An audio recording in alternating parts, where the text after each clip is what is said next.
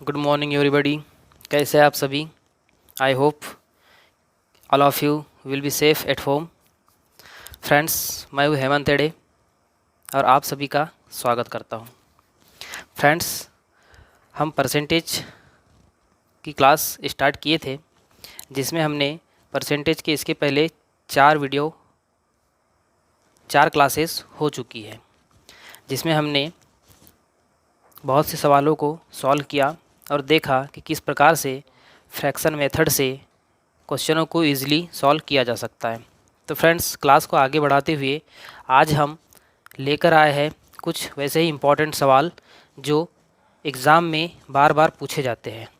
तो फ्रेंड्स, देखते हैं कि आज के सवालों में क्या है खास। Okay friends, let's start. पहला हमारे पास में सवाल है, एक परीक्षा में राम अधिकतम अंक का 30% अंक प्राप्त करता है और वह 80 अंक से फेल हो जाता है, एवं श्याम 200 अंक प्राप्त करता है और 15% अंकों से फेल हो जाता है। परीक्षा में उत्तीर्ण प्रतिशत ज्ञात करिए। देखिए फ्रेंड्स, ये क्वेश्चन जो है बहुत ज़्यादा इम्पॉर्टेंट है, क्योंकि आपने अगर एग्ज़ाम दिए हो तो आपको पता होगा कि जो एग्ज़ाम वाले जो क्वेश्चन होते हैं, परसेंटेज के एग्ज़ाम वाले जो क्वेश्चन होते हैं, एग्ज़ाम में बार बार पूछे जाते हैं। तो फ्रेंड्स, देखते हैं क्या बोला गया है। एक परीक्षा में राम अधिकतम अंक का 30 अंक प्राप्त करता है। इसे ऐसे समझिए, मैंने कहा एक एग्ज़ाम है, ठीक है, आपने भी एग्ज़ाम दी बहुत सारी, ठीक है, 100 नंबर का पेपर होता है, ठीक है। तो 100 नंबर में हम क्या बोलते हैं कि 33 नंबर लाओ और पास हो जाओ। इस 33 नंबर को हम क्या बोलते हैं? परीक्षा में उत्तीर्णांक बोलते हैं इसको, मतलब इतने में आप पास हो जाएंगे, ठीक है। एक मान लेते हैं राम नाम का लड़का है, ठीक है, उसने 100 में 33 नंबर लाया और वो क्या हो गया? पास हो गया। उसी प्रकार से मान लेते हैं एक श्याम नाम का लड़का है, वो भी इसी एग्ज़ाम में बैठा और उसने भी क्या किया? 33 नंबर लाया और क्या हो जाता है? पास हो जाता है। अर्थात हम कह सकते हैं कि राम और श्याम दोनों के लिए जो उत्तीर्णांक होगा, जो पासिंग मार्क होगा, वो बराबर होगा। क्लियर है इतना? है ना? तब हम देखते हैं इस क्वेश्चन पर क्या अप्लाई होगा, ठीक है। राम अधिकतम अंक का 30% अंक प्राप्त करता है। मान लेते हैं परीक्षा का अधिकतम अंक x मान सकते हैं, आप 100 मान सकते हैं, कुछ भी मान सकते हैं। चलिए x मान के चलते हैं, ठीक है। हम मान लेते हैं कि x क्या है? अधिकतम अंक है।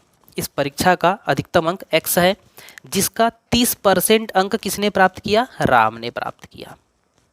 ये हो गया 30% अंक प्राप्त किया और वह 80 अंकों से फेल हो गया। मैं पूछता हूँ, यदि वो 30% अंक लिया और 80 अंक से फेल हुआ है, तो यदि मैं कहूँ कि यदि उसको 80 अंक और मिलते, यदि उसको 80 नंबर और मिल जाते तो पास हो जाता हो। क्लियर है इतना? तो हमने राम को कर दिए पास, ठीक है। ये हो गया पासिंग मार्क उसका।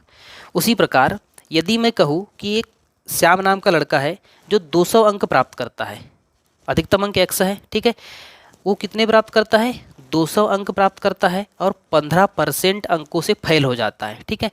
तो 200 प्लस यदि उसको इस 200 लाने के बाद भी यदि टोटल जो अधिकतम अंक x था उसका 15% मिल जाता, क्योंकि फेल हो रहा है, तो यदि उसको वो 15% और मिल जाते तो क्या हो जाता? वो पास हो जाता, क्योंकि फेल कितने से हुआ है? 15% अंक से फेल हुआ है।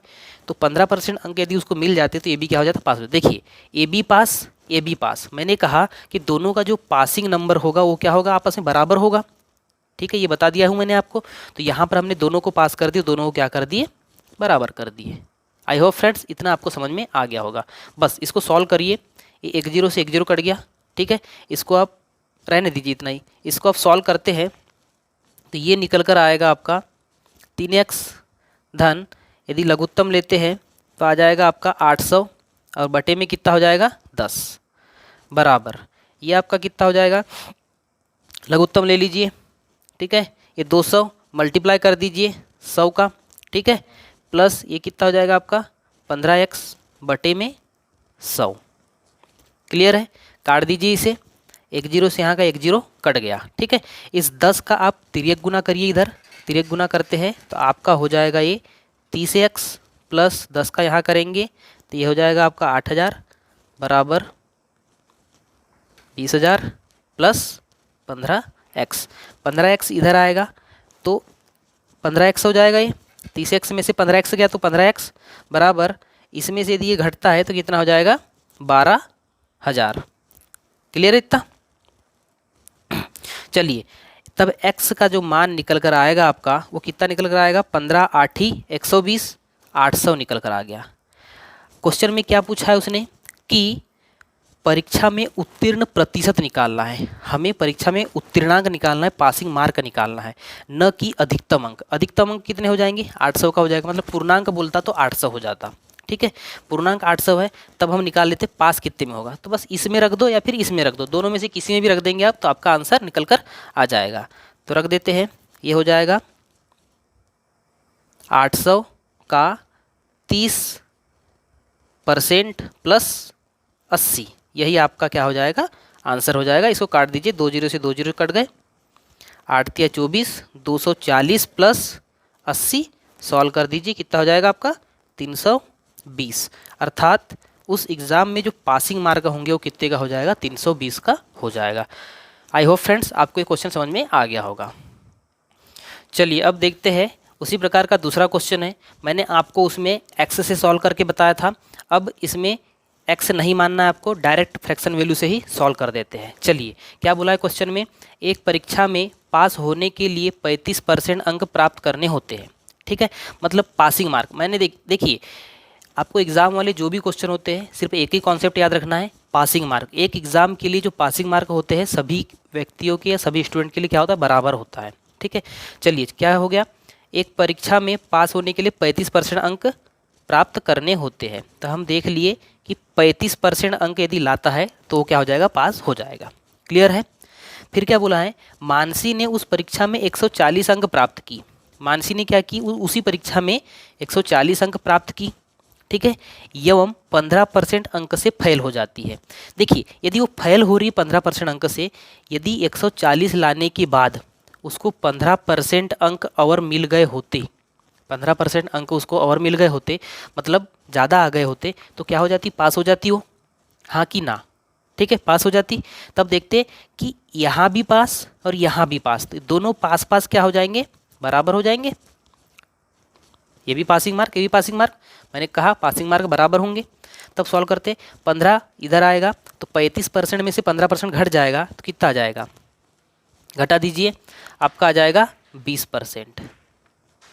ठीक है, तब हम कह सकते हैं कि 20% का जो मान होगा 140 होगा। 20% का मान कितना होगा, 140 होगा। तब बताइए 100% का मान निकालना है, परीक्षा का पूर्णांक निकालना है, मतलब पूर्णांक 100 का होगा, पूरा पूरा 100% का होगा।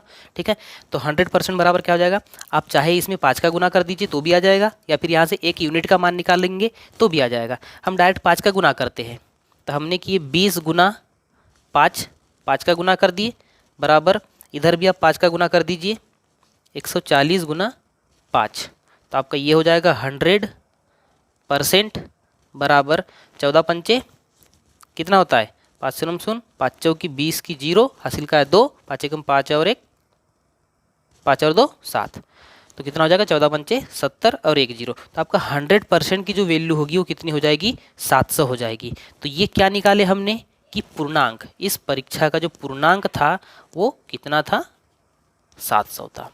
क्लियर है फ्रेंड्स? देखिए परसेंटेज वैल्यू से मैंने डायरेक्ट सॉल्व कर दिया, एक्स मानने की जरूरत नहीं है। जो इसके पहले क्वेश्चन बताया उसमें भी आप इसी प्रकार से सॉल्व कर सकते हैं। चलिए चलते हैं नेक्स्ट क्वेश्चन की तरफ। चलिए इस क्वेश्चन को देखते हैं, ये भी सेम उसी टाइप का क्वेश्चन है, मैं आपको बता रहा हूँ किस प्रकार से आपको सॉल्व करना है। ठीक है, क्या बोला है, एक विद्यार्थी ने एक परीक्षा में 20% अंक प्राप्त किया।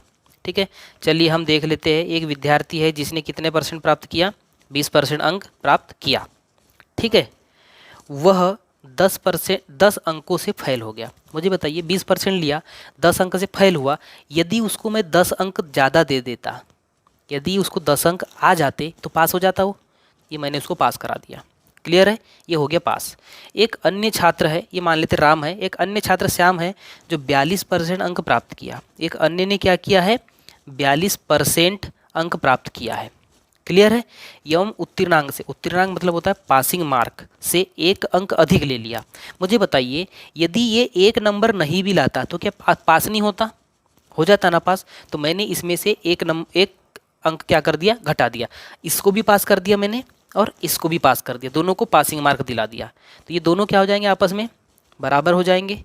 सॉल्व कर लीजिए, 1 को इधर कर दीजिए, देखिए परसेंटेज वाली वैल्यू परसेंटेज से घटेगी जुड़ेगी, और अंक वाली वैल्यू अंक से जुड़ेगी और घटेगी। एक को इधर करूँगा तो 10 में एक जुड़ जाएगा, ये कितना हो जाएगा 11, बराबर ये इधर चले जाएगा तो कितना हो जाएगा ये 22%।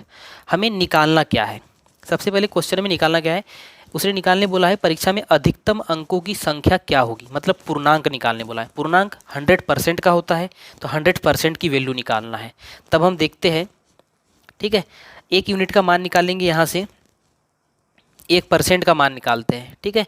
तो हम इस साइड से कर देते 1% बराबर क्या होगा, तो हम देखते 1% बराबर हो जाएगा 11/22।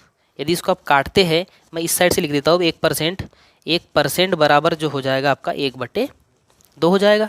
1% का मान कितना हो जाएगा 1/2 हो जाएगा। क्लियर है, 1% का मान 1/2 है, तो मुझे बताइए कि 100% का मान कितना होगा।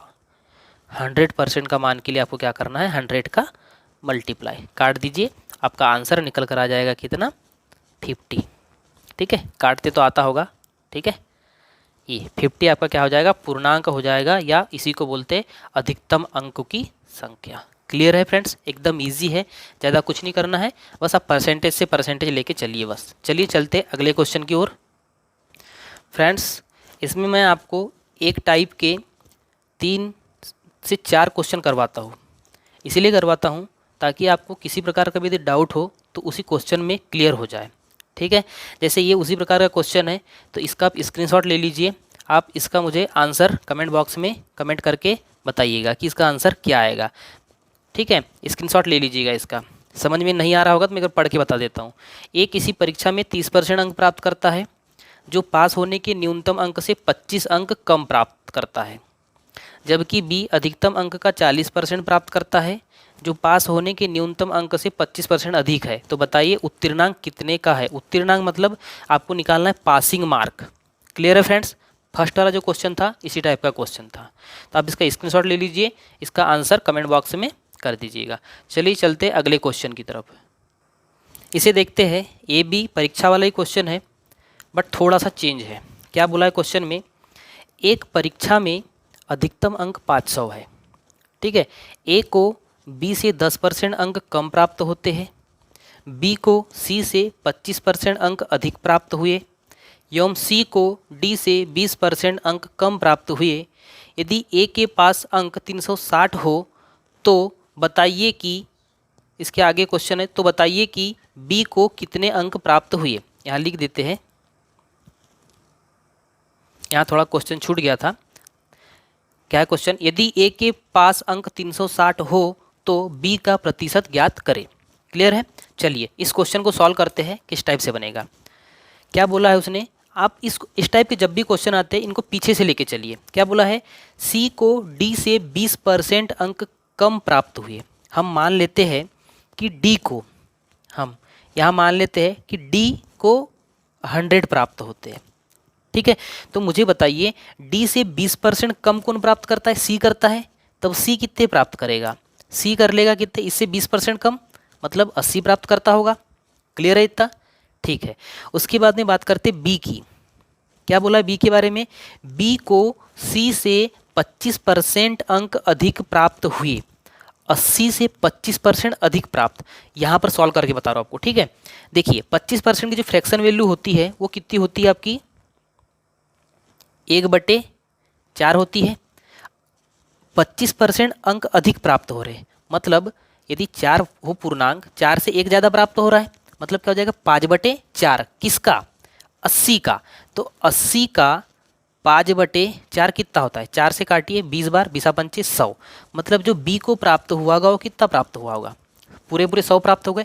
डी को 100 हुए थे, 100 से 20% कम किए तो 80 हुआ, क्योंकि सी को डी से 20% कम प्राप्त होते हैं। फिर सी से बी को 25% अंक अधिक प्राप्त हो गए, ठीक है। फिर क्या बोला, ए के बारे में बोलते हैं, ए को बी से 10% अंक कम प्राप्त होते हैं। मुझे बताइए बी से 10% कम प्राप्त हो रहा है, तो 100 से 10% कम करेंगे तो कितना हो जाएगा, 90 हो जाएगा।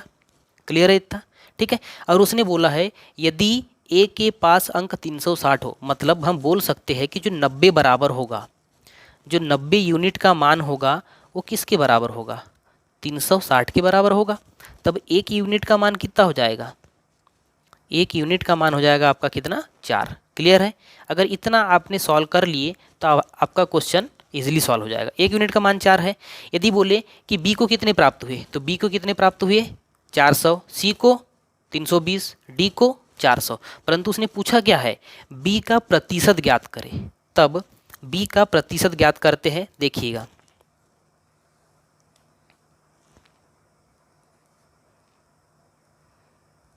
बी का प्रतिशत बराबर, मुझे बताइए आप एग्ज़ाम देते थे, यदि आपके नंबर 400 आते थे, देखिए एक यूनिट का मान 4 है, तब बी की यूनिट है 100, तो 100 इंटू 4 कितना हो जाएगा, 400।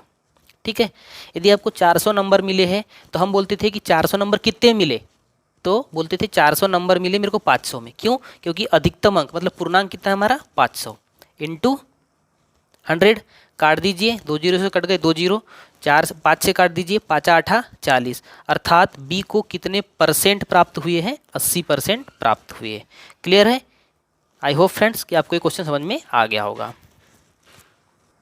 चलिए फ्रेंड्स देखते हैं फिर से कुछ इम्पॉर्टेंट क्वेश्चन। ये आपके एग्ज़ाम के हिसाब से बहुत ज़्यादा इम्पॉर्टेंट क्वेश्चन है।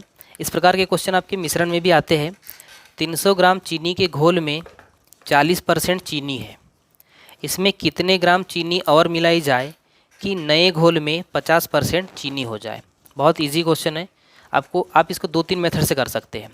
चलिए, 300 ग्राम चीनी के घोल में 40% क्या है, चीनी है। तब हम देखते हैं कि 300 ग्राम जो है इसमें 40% क्या है, आपकी चीनी है। इसका 40% कितना हो जाएगा, 300 का 40% कितना हो जाएगा, तो आपको चलिए सॉल्व करके बता देते हैं।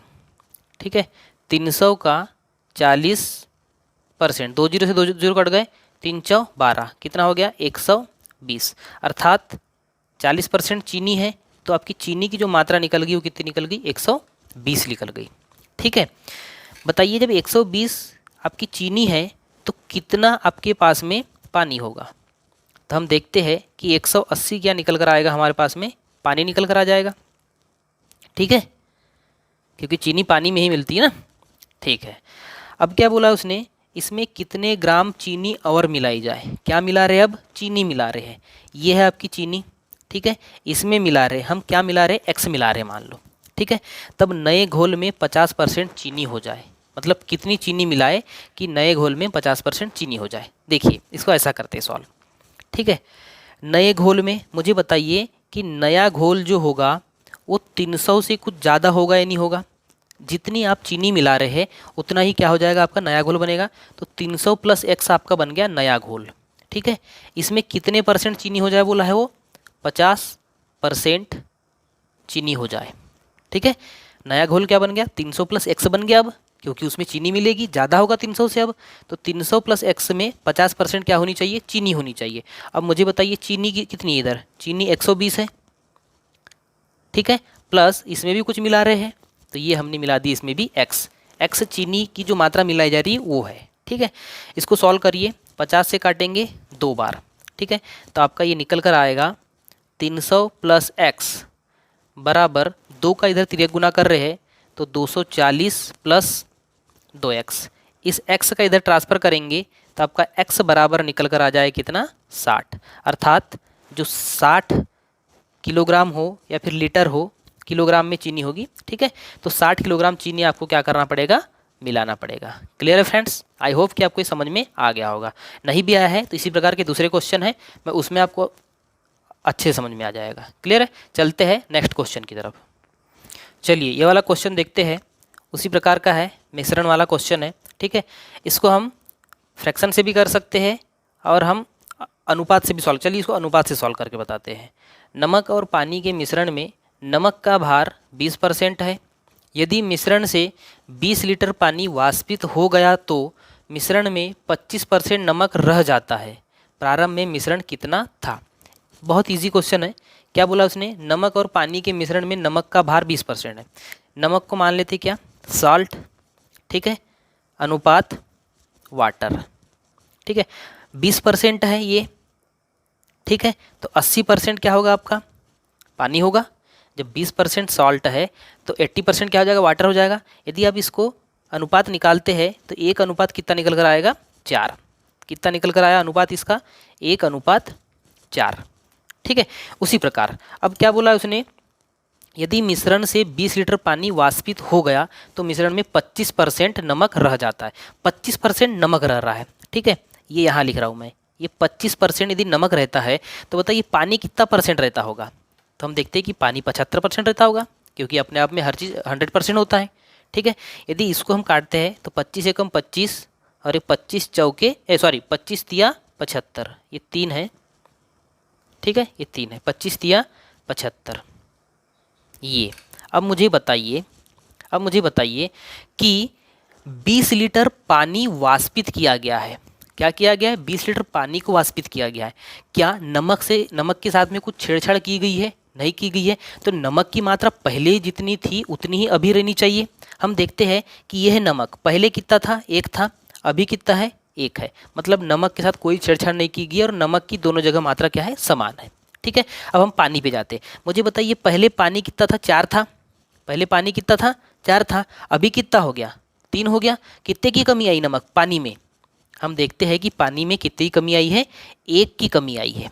अर्थात 1 यूनिट की कमी आई है। और ये 1 यूनिट किसके बराबर है, वो बोल रहा है कि मिश्रण से 20 लीटर पानी वाष्पित हुआ है। तो 1 यूनिट बराबर कितना, 20।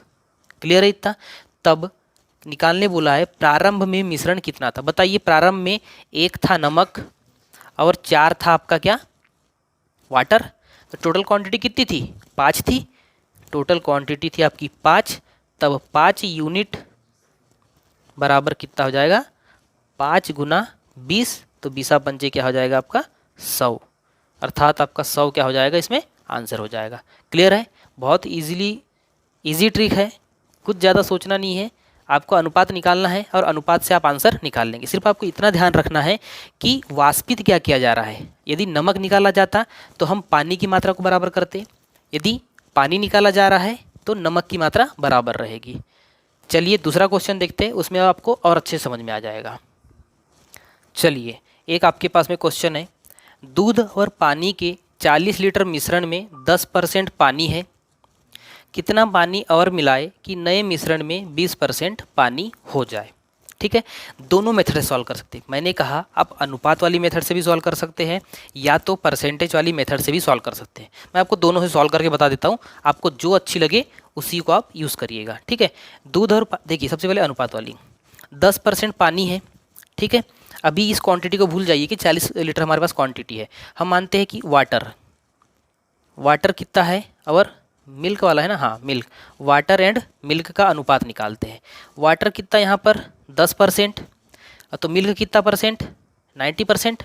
क्लियर है, तो हम कह सकते हैं कि जो वाटर एंड मिल्क का अनुपात होगा 1:9 होगा। हाँ या ना, इतना समझ में आ गया। ठीक है, फिर देखते हैं कितना पानी और मिलाए। क्या मिला रहे हैं, पानी मिला रहे हैं। ठीक है, कि नए मिश्रण में 20% पानी हो जाए। ठीक है, देखिए 20% क्या होने बोल रहा है, वाटर होने बोल रहा है। ठीक है, तो कितने परसेंट मिल्क होगा, 80% मिल्क होगा। यदि हम इसको डिवाइड करते हैं तो ये क्या हो जाएगा आपका 1:4 हो जाएगा, 1:4 हो जाएगा। आई होप कि आपको इतना समझ में आ गया होगा। क्लियर है इतना।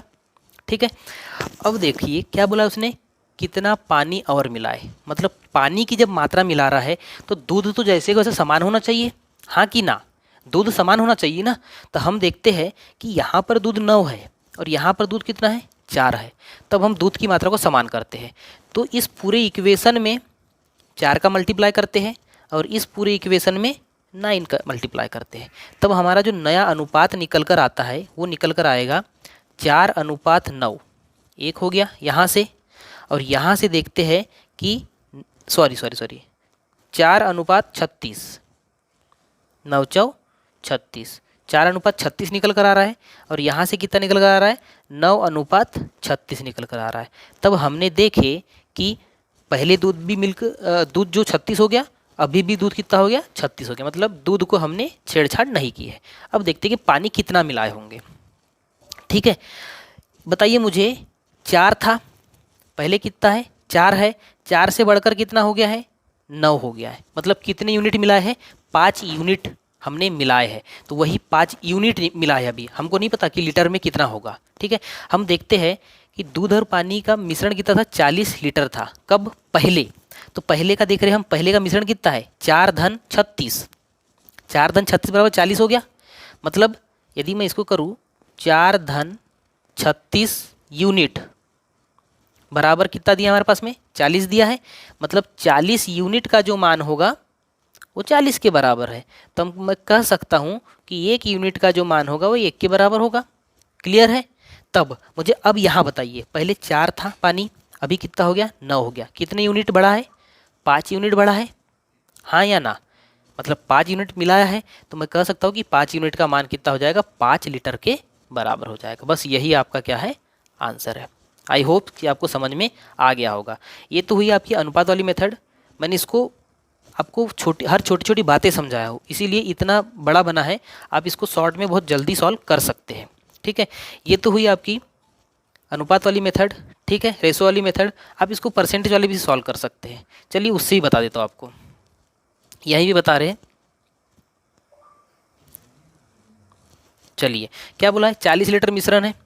ठीक है, तो 40 लीटर मिश्रण है, इसमें 10% क्या है, पानी है। 10% पानी मतलब 4 पानी होगा, तो 36 क्या होगा आपका, दूध होगा।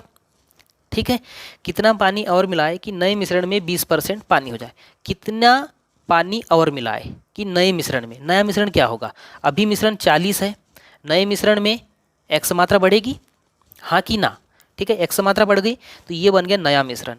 नए मिश्रण में 20% पानी हो, तो ये हम निकाल लेते हैं कि 20% पानी बराबर, और यहाँ पर पानी कितना था आपका, 4 पानी है। ठीक है, तो ये जो 4 पानी है इसमें भी आपकी x मात्रा मिलेगी। ठीक है, जैसे मैंने पिछले क्वेश्चन में किया था सेम उसी प्रकार से। बस इसको काट दो, 20 पंचे 100, 4 का उधर तिरक गुना, तो ये हो जाएगा 40 धन x बराबर 5 20 धन 5x, तिरक गुना कर लेना, तो ये हो जाएगा 4x बराबर 20। यदि काटते हैं तो x बराबर कितना आ जाएगा, 5 आ जाएगा। क्लियर है, उससे भी वही आंसर, इससे भी वही आंसर आएगा। आई होप फ्रेंड्स आपको समझ में आ गया होगा। चलो चलते हैं नेक्स्ट क्वेश्चन। देखिए, ये उसी प्रकार का सवाल है, ये आपके होमवर्क के लिए दिया जा रहा है। आप इसका स्क्रीनशॉट ले लीजिए और इसका भी आंसर मुझे कमेंट बॉक्स में आप दे दीजिएगा। ठीक है, चलिए चलते हैं अगले सवाल की ओर और देखते हैं कुछ नए क्वेश्चन। देखिए क्या बोला जा रहा है, ताज़े फल में 68% पानी होता है और सूखे फल में 20% पानी होता है, तो 75 किलोग्राम ताज़े फल से कितना सूखा फल बनाया जा सकता है। बैंक पीओ का मोस्ट इम्पॉर्टेंट क्वेश्चन माना जाता है ये। ठीक है, और इसको आप दोनों प्रकार से सॉल्व कर सकते हैं, एक आपकी रेशो मेथड से भी सॉल्व कर सकते हैं। ठीक है, मैं दोनों से सॉल्व करके आपको बता दूंगा। चलिए, क्या बोला है, ताज़े फल में 68% पानी है। ठीक है, मान लेते हैं यह है आपका ताज़ा फल, यह आपका क्या है, ताज़ा फल है जो अपने आप में 100% होता है।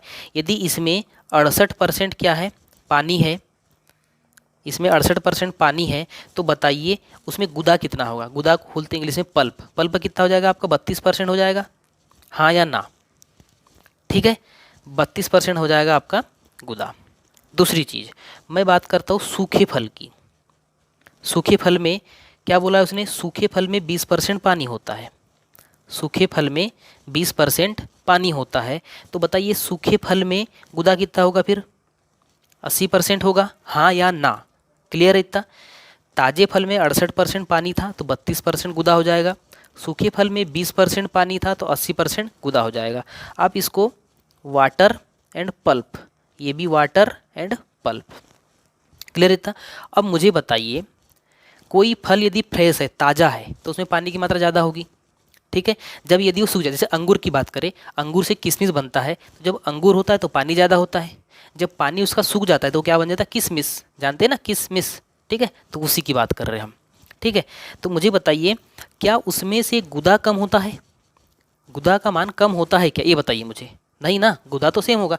क्या ऐसा तो नहीं कि अंगूर फट के गुदा बाहर निकल गया उसका, ऐसा नहीं होता ना, सिर्फ पानी सूखता है। तब हम बोल सकते हैं कि ये जो पल्प का मान है इस पल्प के मान के बराबर होगा। मतलब ताजे फल में पल्प का जो मान है वही सूखे फल में पल्प के मान के बराबर होगा। ठीक है, और उसने बोला 75 किलोग्राम ताज़ा फल है, ये कितना है ताज़ा 75 है, तो मैं कह सकता हूँ कि 75 का 32%, 75 का 32% मान लेते सूखे फल x किलोग्राम है। ठीक है, तो x के 80 किलोग्राम के बराबर होगा, हाँ या ना। क्लियर है इतना, बस इसको सॉल्व कर दीजिए, ये कट गया। ठीक है, 4 से काट दीजिए, 4 दूआ 8, 4 आठे 32। ठीक है, फिर काट दीजिए 4 से, 4 दूआ 8, 4 पंचे 20, 5 से काट दीजिए, 15 पाँचे 75, मतलब 15 दूआ 30। तो x का जो मान आ जाएगा वो कितना आ जाएगा, 30 आ जाएगा। अर्थात हम कह सकते हैं कि जो सूखे फल होंगे वो 30 किलोग्राम बनेंगे। कितने किलोग्राम ताजे फल से, 75 किलोग्राम ताजे फल से। क्लियर है, समझ में आ गया, बहुत इजी है, कुछ नहीं। फल सूखा हो या ताज़ा हो, दोनों में गुदा का जो मान होगा वो क्या होगा, हमेशा बराबर होगा, कभी भी कम ज़्यादा नहीं होगा। ठीक है, इसी को हम आपके रेशो मेथड से सॉल्व करते हैं। चलिए देखते हैं क्या बोला है। ताजे फल में 68% पानी होता है। ठीक है, मैं निकालता हूँ वाटर एंड गुदा को हम बोलते पल्प का अनुपात निकालते हो, रेशो निकालते हैं। यदि ये 68% है तो पल्प कितना 32%। यदि इसको रेशो निकालते हो मैं 4 से डिवाइड करेंगे तो ये 4 से कट जाएगा आपका 17 बार, 17 चौ 68, और ये कट जाएगा 4 से आपका 8 बार।